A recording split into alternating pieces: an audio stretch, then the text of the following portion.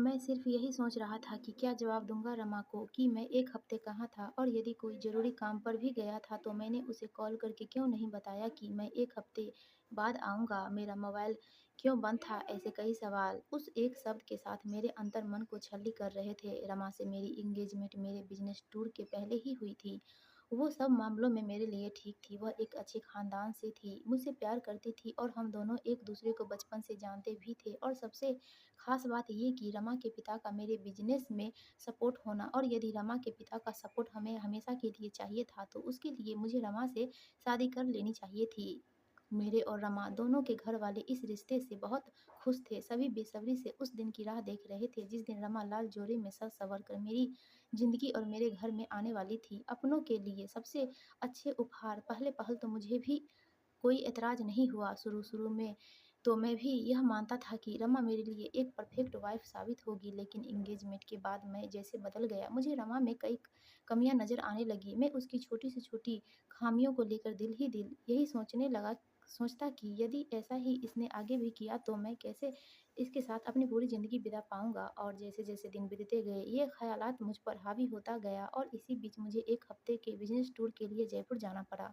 जिस काम के लिए मैं जयपुर आया हुआ था, वह काम अपने समय पर निपट गया, लेकिन इसी दौरान मैं रमा से पूरे 1 हफ्ते दूर रहा। मुझे इस बात का पक्का आभास हो गया कि रमा मेरे लिए किसी भी मायने में फिट नहीं बैठती, सिवाय एक के और वो था उसके पिता का हमारे बिज़नेस को सपोर्ट। क्या मैं अपने बिज़नेस के लिए अपनी पूरी ज़िंदगी एक ऐसी लड़की के साथ गुज़ार दूँ, जिसे मैं प्यार ही नहीं कर सकता? यह सवाल इस टूर में मैं न जाने कितनी बार खुद से कर चुका था और हर बार मेरा जवाब ना में होता। भाड़ में जाए रमा, उसका पैसे वाला बाप और यह बिज़नेस। जिस दिन मुझे वापस लौटना था, उस दिन कुछ ऐसे ही ख़यालात मेरे सीने में चुभ रहे थे। दिल कर रहा था कि कहीं दूर चला जाऊँ रमा से, उसके पैसे वाले बाप से दूर, इन सब से दूर। इतना पैसा तो मैंने कमा ही लिया था कि अपनी पूरी ज़िंदगी आराम से गुज़ार सकता हूँ, लेकिन घर वाले क्या कहेंगे? वो लोगों को क्या जवाब देंगे? ऐसे न जाने कितने सवालों ने मुझे घेर कर रखा हुआ था। "तुम आ रहे हो ना?" 1 हफ़्ते पहले जब मुझे वापस आना था, तब उसने मुझे कॉल किया था। "हाँ, आ रहा हूँ," मैंने बेरुखी से जवाब दिया। नफ़रत सी हो गई थी मुझे उससे, उसकी आवाज़ से, हर उस चीज़ से जिसे वह पसंद करती थी। लेकिन क्यों, इसका कारण शायद मैं खुद भी नहीं जानता था। दिल ही नहीं कर रहा था वापस भोपाल जाने का। और इसी दौरान मैंने एक बड़ा फैसला लिया। मैंने अपना मोबाइल बंद किया और जिस होटल में रुका हुआ था, वहाँ से अपना सब सामान लेकर निकल गया। वैसे प्लान के मुताबिक मुझे आना तो एयरपोर्ट था, लेकिन मैं गया नहीं। कई बार यह ख़्याल आया कि घर वाले परेशान होंगे, पुलिस में रिपोर्ट दर्ज होगी वगैरह-वगैरह। उस वक़्त मैंने सिर्फ़ खुद के लिए सोचा और वही किया जो मुझे ठीक लगा। मैं पूरे 1 हफ्ते तक जयपुर की गलियों में यूँ ही भटकता रहा और हर पल यही सोचता रहा कि कैसे मैं रमा से अपना पीछा छुड़ाऊँ, कैसे मैं मेरी और रमा की शादी होने से रोक दूँ। पूरे 1 हफ्ते जयपुर में भटकने के बाद मैं इस नतीजे पर पहुँचा कि मैं भोपाल जाकर रमा और उसके रईस बाप को साफ कह दूँगा कि मैं रमा से शादी नहीं कर सकता और इसके बाद उसकी जो भी प्रतिक्रिया होगी वह सह लूँगा। लेकिन अब मैं रमा से किसी भी हाल में शादी नहीं करूँगा, ये मैंने तय कर लिया था। अभय एयरपोर्ट से बाहर निकलते ही किसी ने मेरा नाम पुकारा, "रमा तुम?" उसको एयरपोर्ट के बाहर यूँ अचानक देखकर मैं बुरी तरह चौंक गया। जिस नाम से, जिस शब्द ने कई दिनों से मेरे अंदर तूफ़ान मचा रखा था, वह आज मेरे सामने खड़ी थी और मुझे वापस भोपाल में देखकर उसकी आँखों में खुशी थी, लेकिन मेरी आँखों में दुःख और नफ़रत के सिवा कुछ भी नहीं था। और मेरी लाचारी इस हद तक थी कि मैं उससे किसी पर ज़ाहिर तक नहीं कर सकता था।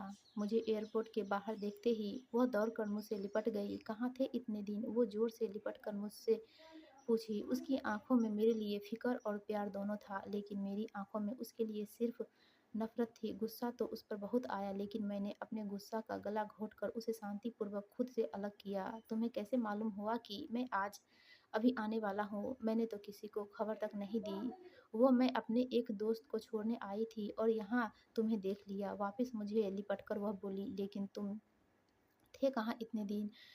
तुम्हें ज़रा भी अंदाज़ा है कि तुम्हारे ऐसे गायब होने से घरवाले कितने परेशान हुए? मेरी तो जैसे जान निकल गई थी तुम्हारे बिना। मैं हर एक पल यही दुआ करती रही कि तुम वापस आ जाओ। पुलिस ने भी बहुत कोशिश की, लेकिन तुम्हारा कहीं कुछ पता नहीं चला और अपना मोबाइल क्यों बंद कर रखा था।" वो और भी बहुत कुछ बोलती। उस वक़्त यदि मैंने उसे रोका ना होता, हो गया, अब मैं आ गया हूँ ना, बस बात ख़त्म।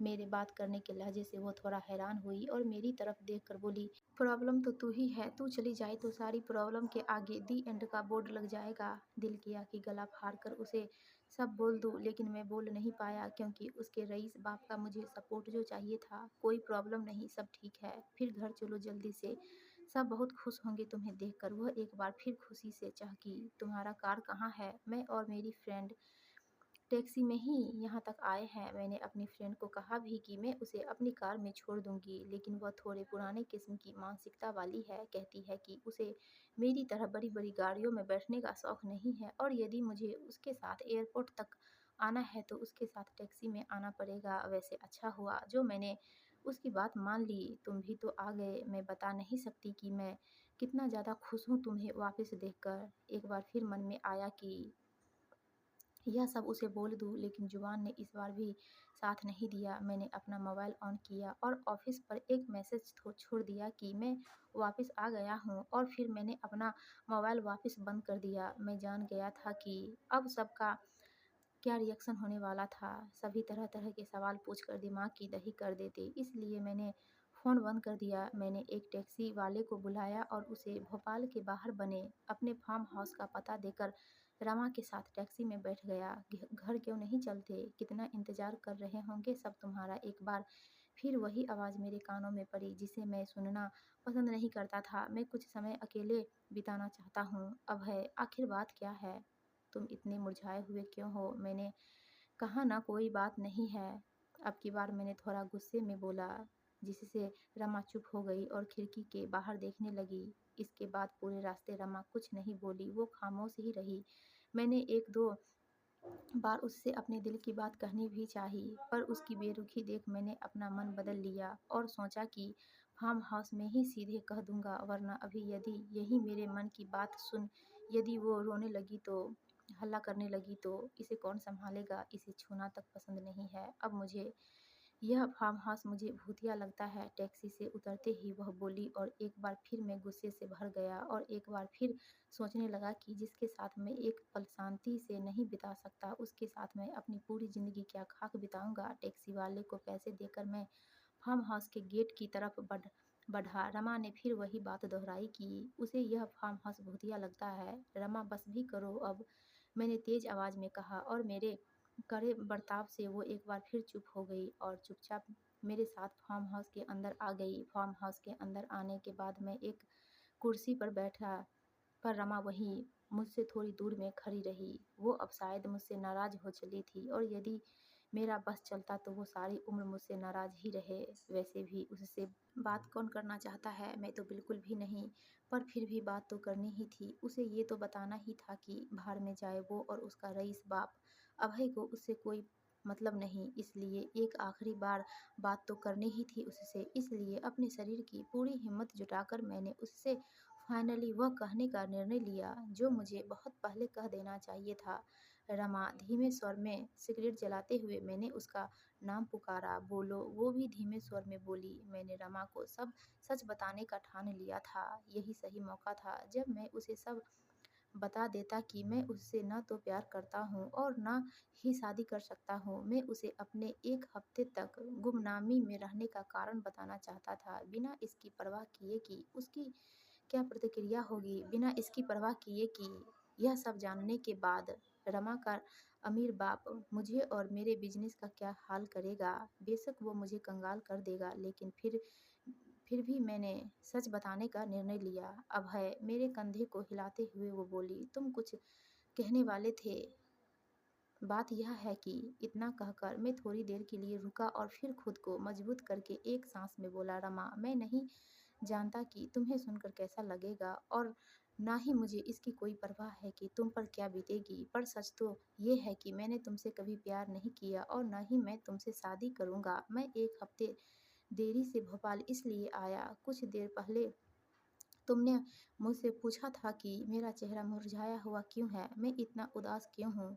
अब शायद तुम्हें मालूम चल गया होगा कि तुम ही उसकी वजह हो, तो प्लीज़ तुम मेरी ज़िंदगी से दूर चली जाओ ताकि मैं खुश रह सकूँ। इतना बोलकर मैं चुप हो गया और रमा के जवाब का इंतज़ार करने लगा, पर वो कुछ नहीं बोली और न ही अब मेरे पास कुछ बोलने के लिए बचा था।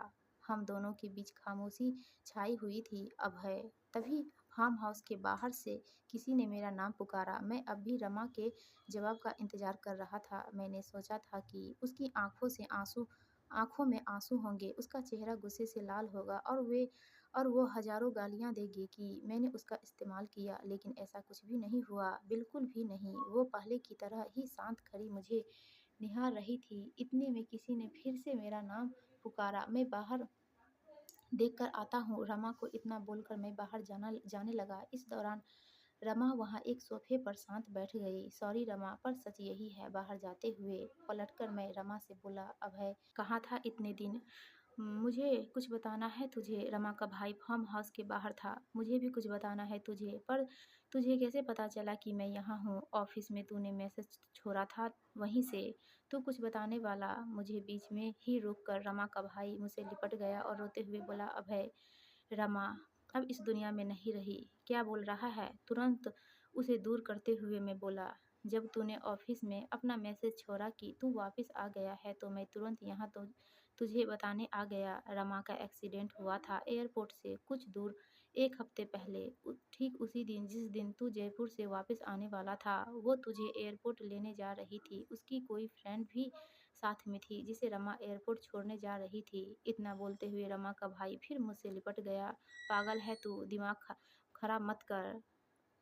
उसे खुद से दूर करके मैं अपनी पूरी ताकत लगाकर फार्म हाउस के अंदर भागा और उस सोफे की तरफ देखा जहाँ कुछ देर पहले रमा थी, पर अब वहाँ कोई नहीं था। मैंने पागलों की तरह रमा को आवाज़ दी कि देखो तुम्हारा भाई क्या बोल रहा है। मैंने पागलों की तरह रमा को पूरे फार्म हाउस में ढूंढा, लेकिन वह नहीं मिली, मानो वो कभी वहाँ थी ही नहीं। दिल में अब उसके लिए दर्द था, जिसके लिए कुछ देर पहले नफरत थी। मैं उसे अब अपने करीब देखना चाहता था, जिससे मैं कुछ देर पहले दूर जाना चाहता था।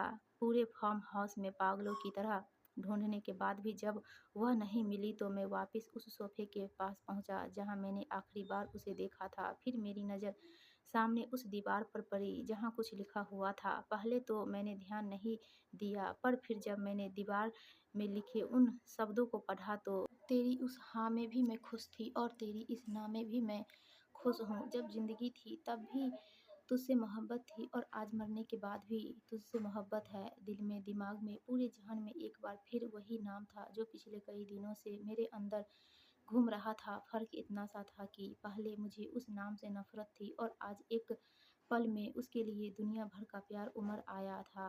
मैं अब उसे अपने करीब पाना चाहता था। मैं उससे बात करना चाहता था कि मैं उससे कितना प्यार करता हूँ। मैं उससे माफ़ी मांगना चाहता था। मैं उसके साथ अपनी पूरी ज़िंदगी बिताना चाहता था। दोस्तों, आपको कहानी अच्छी लगी तो प्लीज़ हमारे वीडियो को लाइक कीजिए और चैनल को सब्सक्राइब